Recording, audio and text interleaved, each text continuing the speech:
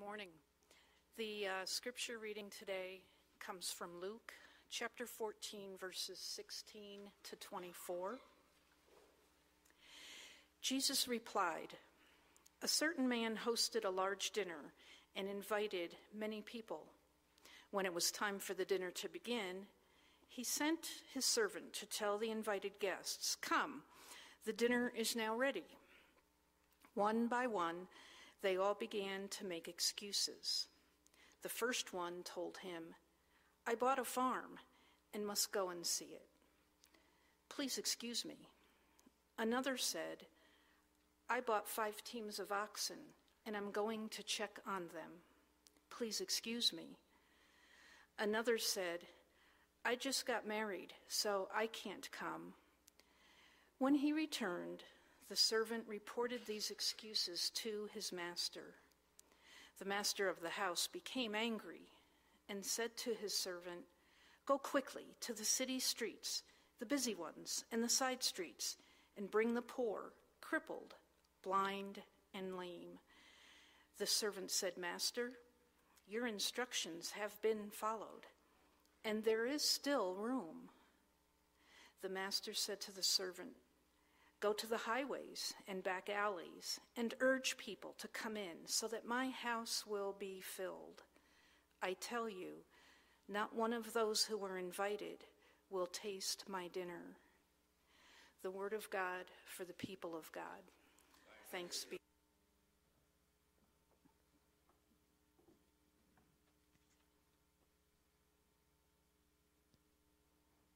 Last week I had it easy. Paul Grossman was here and did everything. This week you guys are putting me to work.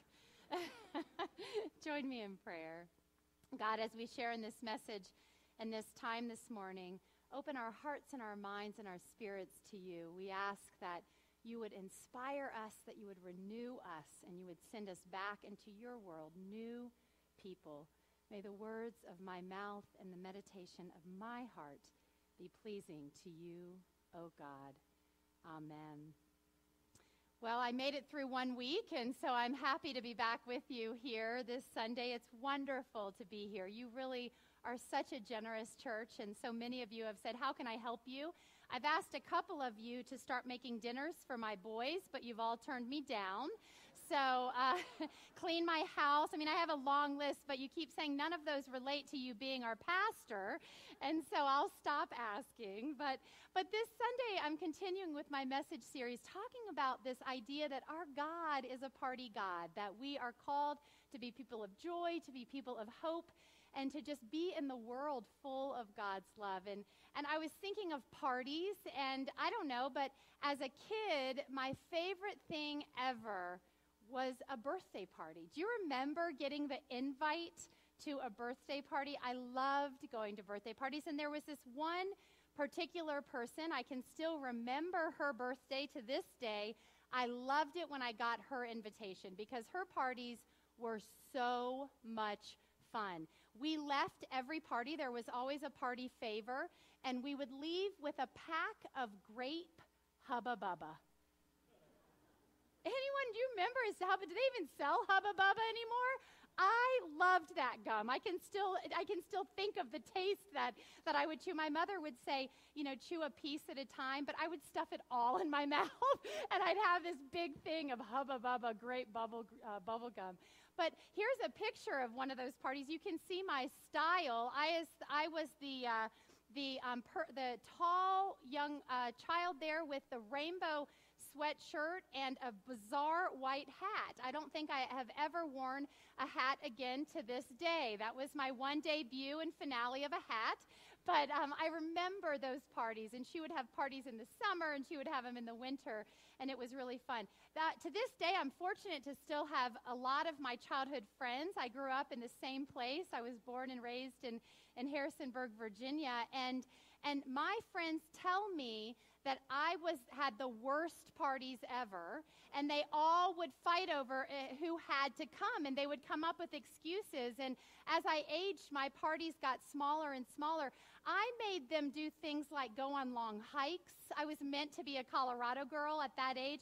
I love horses. I was raised with horses, and I made them come. That's me holding the nose of a horse, and they look thrilled, don't they?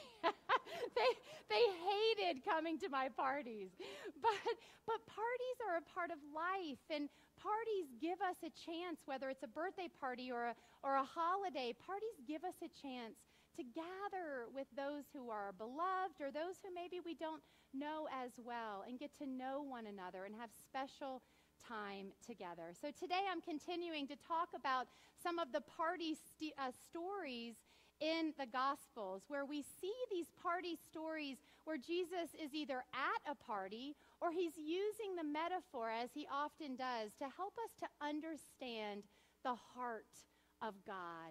These stories are to teach us more about who God is and who we are called to be as followers of Jesus Christ. And there's this one party where we hear this story that this master, as was typical at the time of Jesus, this master sent out his servant and said, I'm going to have a party. Some translations say an extravagant feast. So it wasn't just a little party where you ran over to Costco and grabbed a couple little things and set them on the table. It was an extravagant feast. And all were going to be invited. And so the master sends him out and he says, take those invitations to those people and tell them that they're invited to this party. Well, much like my friends as children, they started with their excuses. At first, they sounded somewhat important. I just bought a house, and I have to get my stuff moved in, considering just yesterday my stuff finally arrived from the mountains. I do not know where it has been the last 10 days. Who knows, but it's here. So I understand how important that is. But then it was sort of like my dog ate my homework kinds of excuses. And the servant comes back and says, Master, no one's coming to this party of yours. And I love what happens next. Because the master gets motivated. He gets angry and he says, go into the streets. Go into the corners. Go even further and invite everyone. The poor, the lame, the widowed, those who can't see, the blind. And invite them to this party of mine. This extravagant feast. And so he does as he asks, and he makes his way back and he says, Master, not only did I invite them, they can come, but there's still room. And so at that time the master says, then go further. And he uses a word that I love. He says, compel them to come so that my house is full. Compel them to come so that my house will be filled. Do you know what the heart of God is like? God's heart is like a man who hosted a large, extravagant dinner. God is like a man who hosted a party and he invited all to come. Switching to us today, I'm going to keep it pretty simple. I kept you here late last week. I can promise I won't normally do that, so you can hold me to it. You can even walk out if you want. If I go over, go on. Go to golf time. I don't know what you have. But switching to today, I'm going to keep it pretty simple with just a couple little things for us to leave with. And the first is that this story, this heart of God, this reminder as followers of Jesus is telling us we are all invited. We are all invited to this party. It's crazy. You are invited. It's crazy enough that I am invited. And it doesn't matter. It doesn't matter if you're rich or poor. It doesn't matter if you're young or old. It doesn't matter if you're thin or not. We're all invited to this party. And you know, if you get real, it doesn't even matter if you're a Republican or a Democrat. God cannot, if you're Facebook users, God can't unfriend you. We're all invited to this party. And here's the thing that we have to be real about today as the church. The church has decided that we can uninvite people to our party. And we got to get serious about that, friends. Because, young people are fleeing the church in droves. Is that a word? Droves? Yeah. Young people are fleeing the church in droves today. Because they say, I already feel bad about myself. I don't need to go somewhere to feel worse. Those people over there, those people that call themselves Christians, they're hypocritical. They're homophobic. They say one thing, but they do another. I'm not stepping foot in a place like that. And here's what God tells us through Jesus, who came and showed us the heart of God, that we are all invited to this party. This certain man, he goes out and he goes further and he compels people to know of the love of God. And those party favors that I said, that hubba bubba that I got to leave with as a 7-year-old? Well, this party that God throws every week, week in and week out, we leave with party favors. You know what those party favors are? We leave with peace. And it's a peace which surpasses our understanding, but is a peace made known to us through God. We leave with joy, a joy overflowing because we know whose we are and who we are. We leave filled with love. Because, see, God says, you matter. Everyone here, you may not think you matter. The world may tell you you don't matter, but you matter to me. I search you and I will find you and I will love you. So the first thing this morning is we're all invited. All of us are invited. And the other thing this story teaches us about being a follower of Jesus Christ is that we are sent out. We are sent out to invite others to this party. See, the master says to his servant, go to the highway and then go even further. Go to every nook and cranny of your community and let them know that they are invited. Compel people. Have you looked up the word compel in the dictionary? You can Google it now. Get your phones out if you want to. I don't mind. But the word compel is a very forceful word. Urge them. Force them. Make it be known. Compel people to know that they are invited to this party. And what I'll tell you, don't beat people up with the gospel. St. Francis of Assisi says, preach often, but only use words when necessary.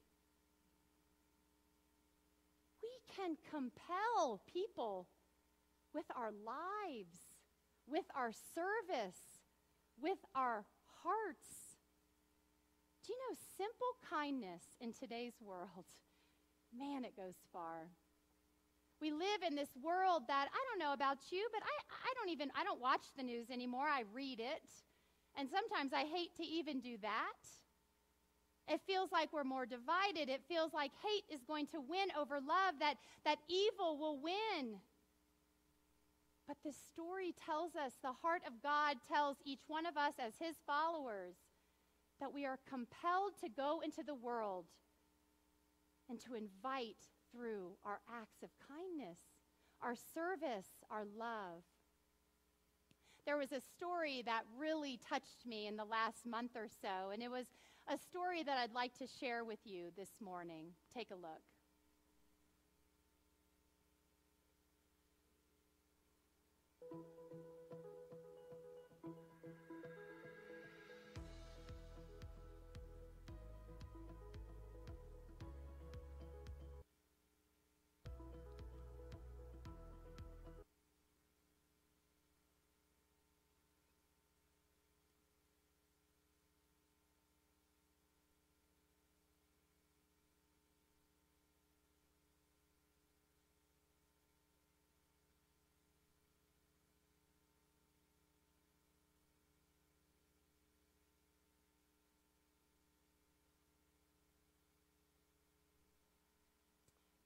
years old, driving by, and he saw what I believe is the most vulnerable of our communities, those who are forgotten, our elderly. Saw her struggling to get up the stairs, and the heart of God told him to stop and to help her go up. Do you feel divided when you watch that? We see it and we say, man, we are all invited to this party that God opens up for us. And the world needs us. The world needs the church today more than ever before. I believe it to be true. The world needs to know that there is love and kindness, and that evil and hate will not win, but that love wins. I'd like to close today with some words that I found or listened to. I was listening. I often turn my radio to different radio stations. I'll admit, I might as well confess now that I am a country music listener, so you can feel sorry for me now. I apologize, but I do love country music. But I also love to listen to contemporary Christian music, and so often I'll turn on the radio and just listen, and I love on Pandora to just listen to the songs. And so often the words of the songs are my prayer. They become the words that I'll pray that week. And there's a song by Stevie Curtis Chapman, and it's a song that has these words in it as he's talking about waking up in the morning and asking God to just bless him that day. He says, God, please take all of me and fill me up with your love. Love, take these words that I'm speaking. Love, take these thoughts that I'm thinking. Love, take me over. Love. Love, fill up all of my space, and love, stand right here in my place. Love, hear this prayer that I'm praying. Love, take me, love. Take me over. This is what I'm sure of. I can only show love when I really know how loved I am. Go into the streets. Find those people in your lives that need to hear a word of hope today. They could be sitting right next to you. Go and share the message of love. Amen. As we continue with worship this morning, we are blessed with our prayers, our presence, our gifts, our service, and our witness. So as we share with our gifts this morning, as the ushers come forward, may we give and live generously each day of our life.